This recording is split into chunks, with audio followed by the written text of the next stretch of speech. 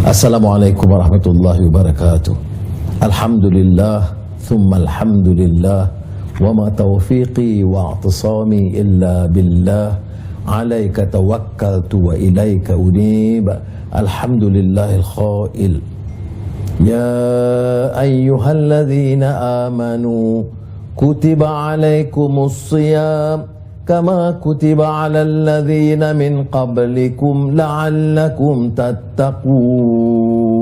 Sadaqallahul azim. Wa sallallahu ala sayyidina Muhammad wa ala alihi wa sahbihi ajma'in. Saudara-saudari yang dimuliakan, acara mingguan di Rumah Segambut yang kita tangguh kerana COVID-19, dan mudah-mudahan kita dapat ikuti acara mingguan ini melalui acara yang sedemikian, melalui media sosial dan Facebook Live. Kita mulakan dalam acara kita selalu di malam Isnin di Segambut ini dengan selawat. Jadi kita mula dengan selawat.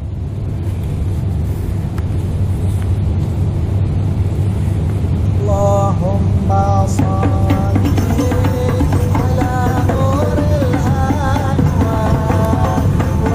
wasilil asrar wa tiryaqil ayat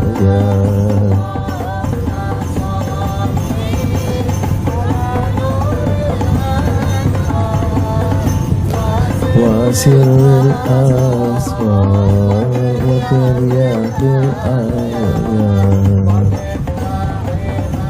qali yasari sayyidina ومولانا محمد المختار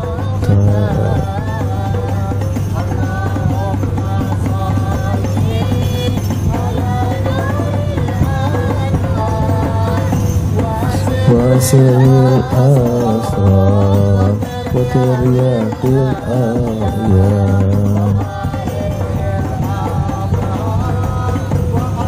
وأصحابه الآيات عدد نعم الله وإفضاله.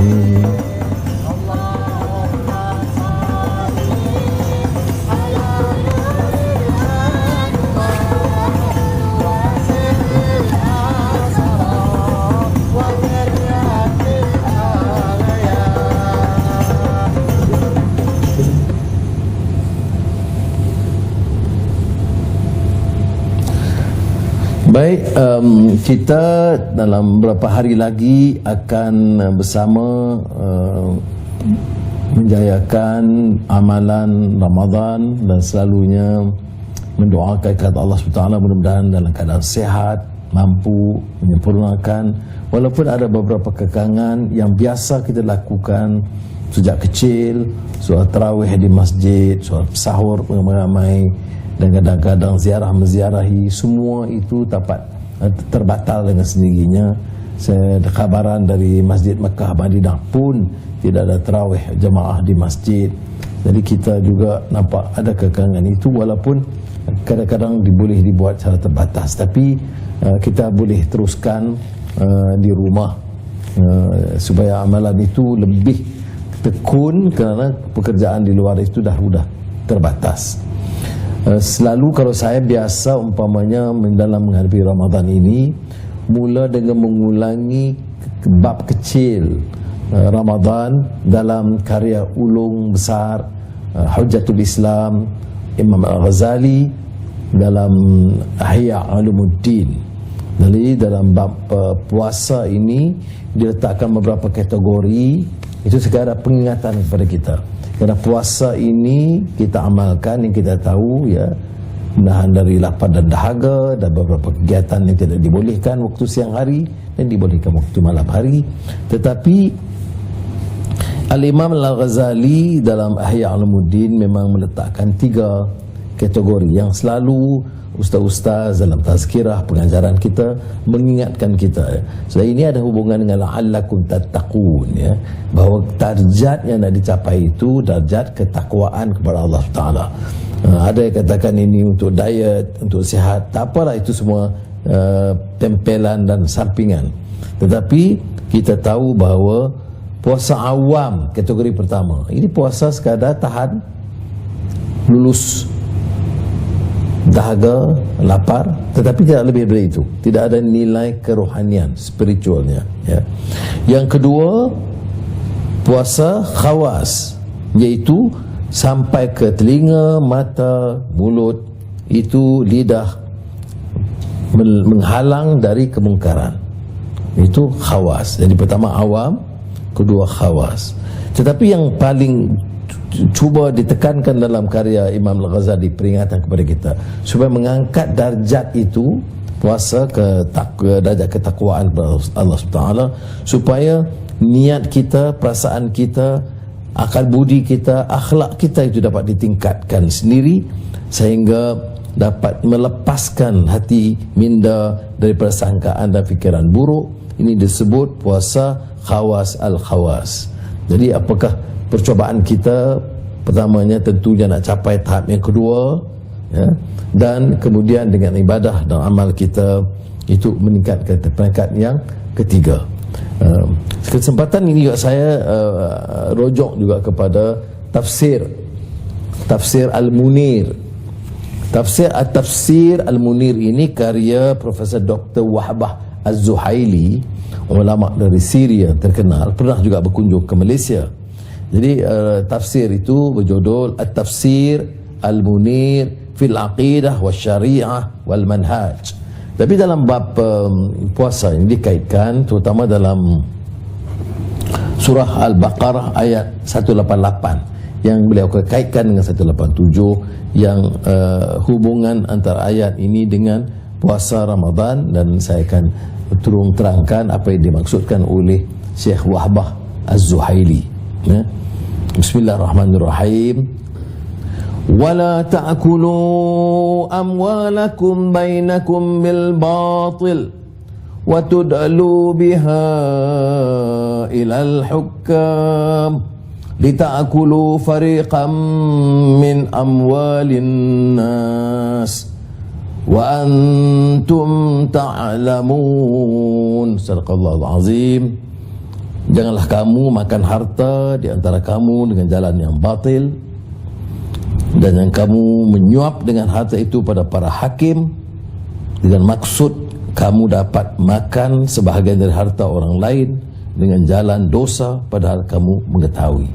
Dia Syekh Wahbah Zuhaili kaitkan ini dengan ayat sebelumnya, ya, bagi iaitu ibadah kepada Allah Subhanahu Wa Taala dengan melakukan puasa, menahan dirinya dari hal-hal yang biasa dikerjakan, makan minum, jima di siang hari, menahan waktu malam. Tapi sudah semestinya makanan itu katanya makanan halal, dan amalan kita juga harus halal. Jadi ini yang ditekankan dalam semangat ibadah itu. Dan ini dikaitkan juga dengan soal rasuah, merasuah hakim atau memakan barang yang haram. Umpamanya kita ambil wang rasuah, kemudian kita hebah dengan majlis amal jariah, kemudian ada hadapi mahkamah, kita sogok hakim. Ini memang heboh war-war dalam banyak negara dan juga pengalaman kita. Jadi ini dalam bulan puasa, bulan Ramadan ini, selain daripada kita tahu tentang kategori puasa Ramadan yang disebut oleh Hujjatul Islam Imam Al-Ghazali, saya juga kaitkan tentang kupasan atau tafsir Al-Munir oleh Syekh Wahbah Zuhaili yang mengaitkan ayat ini dengan ayat sebelumnya, iaitu Ramadan dan puasa, untuk memastikan bahawa kita ada naik ke tahap yang lebih bermakna. Puasa tahan dahaga, lapar, tetapi tidak peduli sumbernya haram atau halal, kemudian guna wang itu sogok hakim atau cara tipu helah atau cara menindas, kemudian pura-pura menyelesaikan dengan cara ibadah dan puasa bulan Ramadan Mubarak. Jadi Syekh Wahbah Zuhaili, seperti mana yang kita tahu, ya, ini bersama saya di rumah, beberapa kali dia pernah ziarah di sini, dan seorang yang sangat warak dan alim, dan kitabnya itu sangat terkenal. Saya pernah mula-mula dengar tafsir Al-Munir ini sebenarnya dalam satu mesyuarat Institut Pemikiran Islam Sedunia yang memberitahu saya Syekh Taha Jabir Al-Alwani. Dia beritahu di kita Anwar ada satu tafsir yang baru diterbitkan dalam bahasa Arab tapi sangat berkesan, dan dia baca di antara tafsir contemporary al-muasir yang semasa. Dia rasa perlu kita cuba menghebahkan dan minta murid-murid dan pelajar membaca kitab tafsir Al-Munir ini. Dan ini sehingga akhirnya kita dapat, dan saya dapat pula kunjungan daripada Syekh Wahabah Zuhaili. Jadi saudara, kita dalam beberapa hari ini gunalah kesempatan ulang kaji apa kita harus lakukan pagi, kemudian soal Quran, soal hafalan supaya kita dapat baca dengan baik masa memimpin tarawih atau salat jamaah dengan keluarga. Ini cabaran juga ya. Kalau tidak, tentu kita ikut imam saja. Sekarang ni kita harus mengimamkan, maka kita harus cuba baikilah bacaan, termasuk saya yang saya lakukan supaya ada tasmi', mana ada ustaz membaca, kita baca dan dibetulkan ya, supaya tingkatkan pembacaan dan yang penting juga kefahaman ibadah bulan Ramadan. Saudara, terkait dengan bulan Ramadan ini juga dua perkara ya. Pertama yang disebut oleh Wahbah Zuhaili soal hakim, hukum ni jangan dua. Daripada zaman azali dunia purba sampailah sekarang selalu hukum dua. Satu hukum untuk para ningrat, aristokrat, korporat, pembesar-pembesar. Satu hukum untuk yang miskin, yang keparat. Jadi ini yang jadi masalah negara, yang cobaan. Orang besar kalau rasuah 5 bilion katanya commission.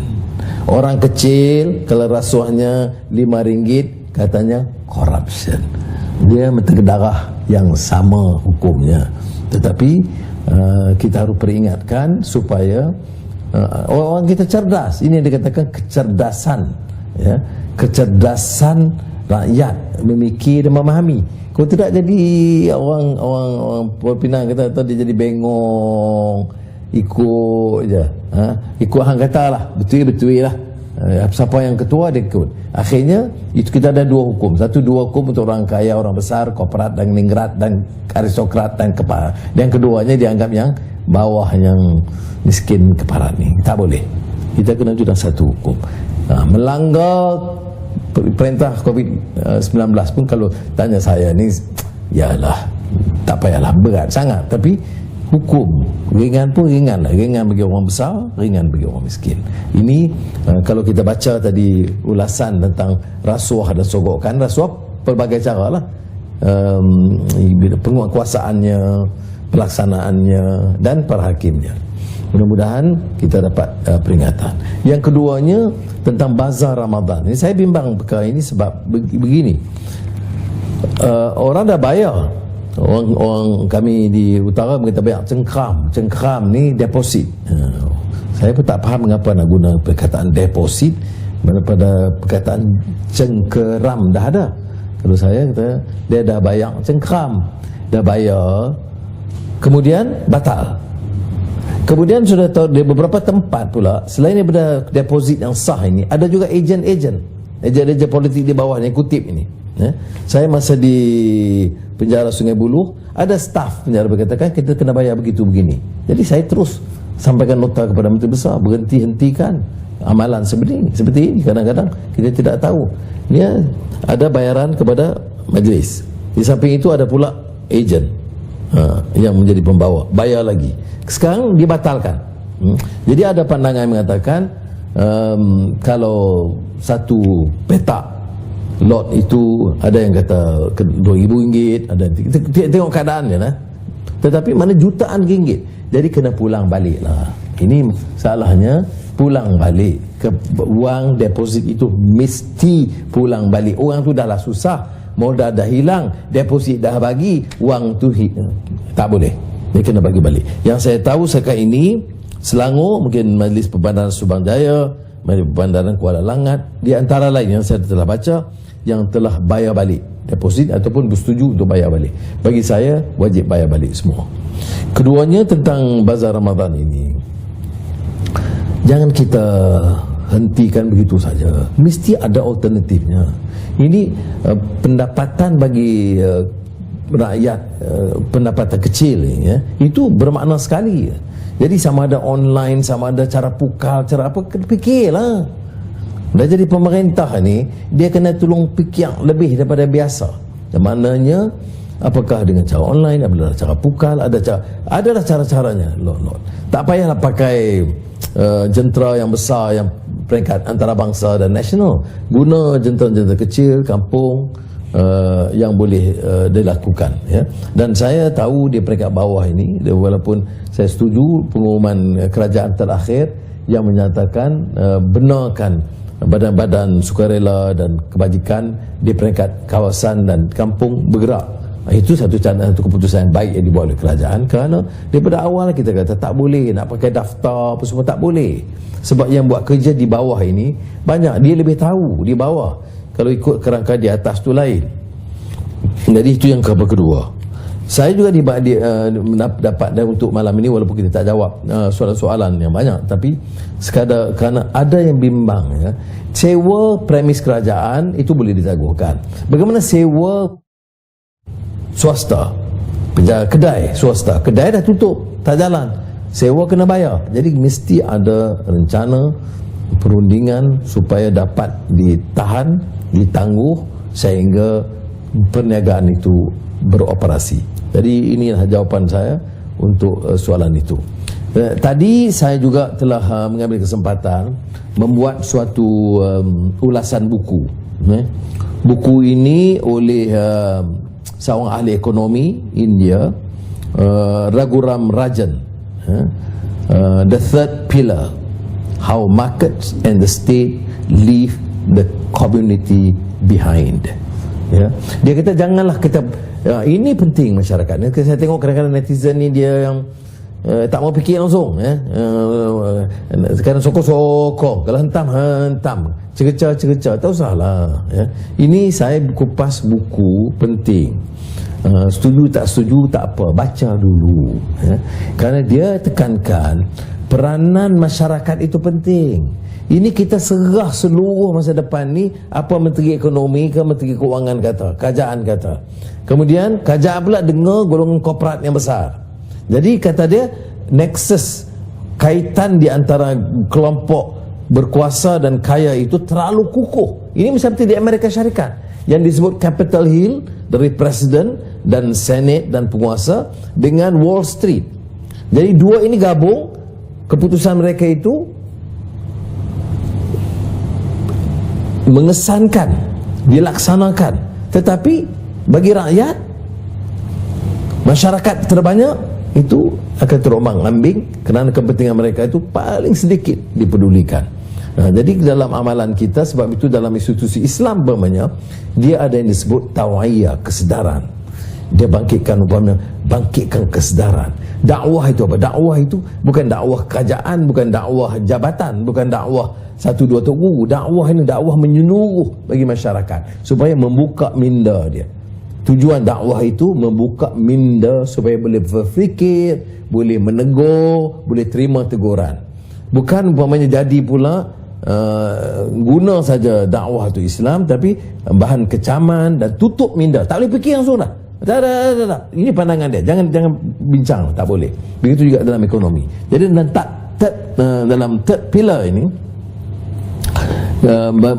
diterangkan tentang bagaimana umpamanya kesan daripada ekonomi. Ini ditulis sebelum COVID-19 ya.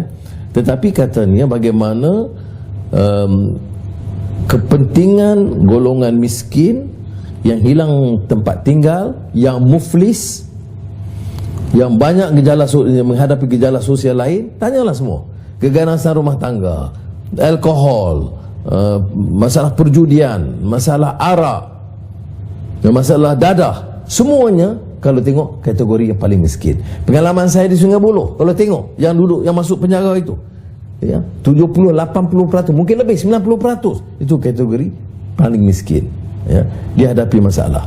Ya, kalau ada salah, betul ada salah, tapi bukan maknanya. Tetapi ada sistem itu sebenarnya tidak membantu mengangkat darjat mereka. Kalau kita lihat, umpamanya kita sudah merdeka 97 dan kemudian Sabah Sarawak 1963, tetapi kesan kepada kesedaran rakyat itu, kebebasan dia cara berfikir kurang juga. Siapa yang pegang tongkat itulah dipatuhi tanpa berfikir. Jadi kita nak ajak sekarang ini, seperti mana saya anjurkan membaca buku The Third Pillar ini oleh Raghuram Rajan, ialah supaya kita melihat kekuatan ekonomi sekarang, kekuatan ekonomi kapitalis, pengajaran dari Amerika sejak zaman Malaysia, Great Depression 100 tahun yang lalu, dan kesannya kepada kita, dan ekonomi negara kita, siapa yang tunjangi, kepentingan siapa yang dipertahankan, kroni mana yang dikayakan, anak pemimpin mana yang jadi besar dia kaya, dan mengapa yang ramai ini telah. Itu pun dia sokong gila-gila juga. Dia dapat apa? RM3,000 untuk jadi apa ni pun kata, tim media sosial. RM3,000 sebulan. Orang tu ambil 3 bilion. Tak boleh fikir. Sebab tertutup minda kita. Jadi baik ekonomi, baik soal Islam, semua ini jadi terbantut kerana kita tidak galakkan critical thinking. Tak boleh langsung, ya. Jadi mudah-mudahan Allah selamatkan kita dan manfaatkan bulan Ramadan ini untuk memperkayakan nilai spiritual kita. Dan satu aspek tadi yang saya tinggal, ya, kutiba alaikumusiyam kama kutiba ala alladhina min qablikum la'allakum tattaqun, itu dikupas oleh ramai sarjana dan ulama. Saya masih ingat muda membaca karya Profesor Muhammad Hamidullah tentang satu rencana kecil, why fast, tetapi sangat memberi kesan kepada generasi muda. Dia kata amalan puasa ini dilakukan oleh semua agama, penganut semua agama di dunia. Ada jenis puasa dia masing-masing, cara dia, ya. Tapi dia kata matlamat kita la'allakum tattaqun, itu beza kita bila tekankan puasa untuk meningkatkan darjat takwa. Keduanya supaya insaf nasib rakyat miskin, seperti mana disebut dalam kupasan Wahbah Zuhaili, ya, puasa jangan lapar minum, orang lain lapar tak peduli, ya.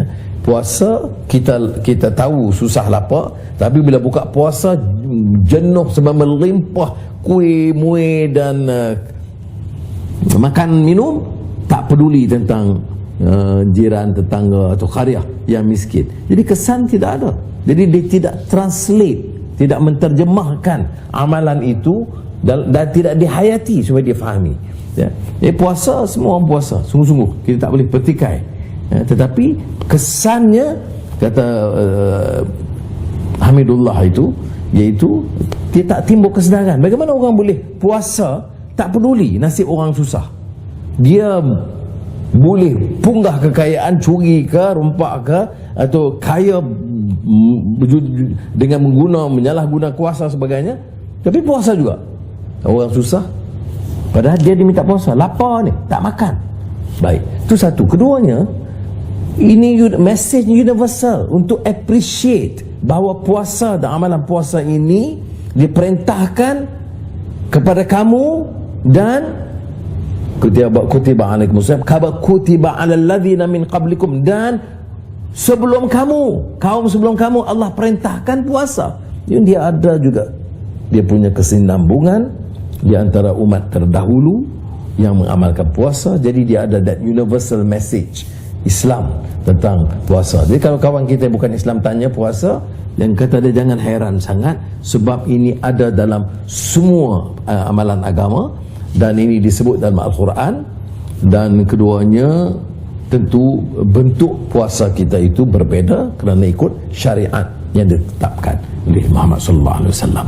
Semoga Allah SWT memberikan kekuatan, taufik dan hidayah, dan memastikan insya-Allah puasa bulan Ramadan itu sampai ke derajat la'allakum tattaqun, takwa kepada Allah SWT.